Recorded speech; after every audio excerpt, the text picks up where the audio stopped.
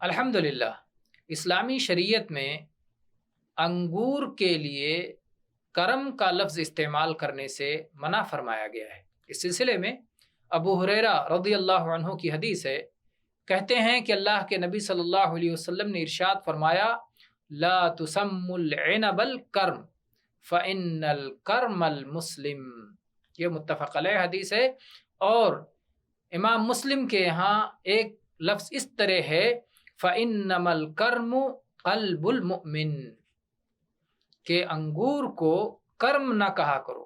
جاہلیت کے لوگ اس کے لیے کرم کا لفظ استعمال کرتے تھے، تو اللہ کے نبی صلی اللہ علیہ وسلم فرمایا کہ کرم کا لفظ، کرم، فضل، عطا، کریم، یہ شاندار الفاظ ہیں، قابل تعریف الفاظ ہیں۔ اور انگور کہ جس سے شراب بناتے ہیں، وہ شراب جو انسان کے عقل کو ختم کر دیتی ہے اور پھر نشے کی حالت میں پتہ نہیں کیا کیا کرتا ہے، شراب جو ام الخبائث ہے، جو بہت ساری مصیبتوں کی جڑ اور اساس ہے، اس کو اتنا شاندار نام دیا جائے۔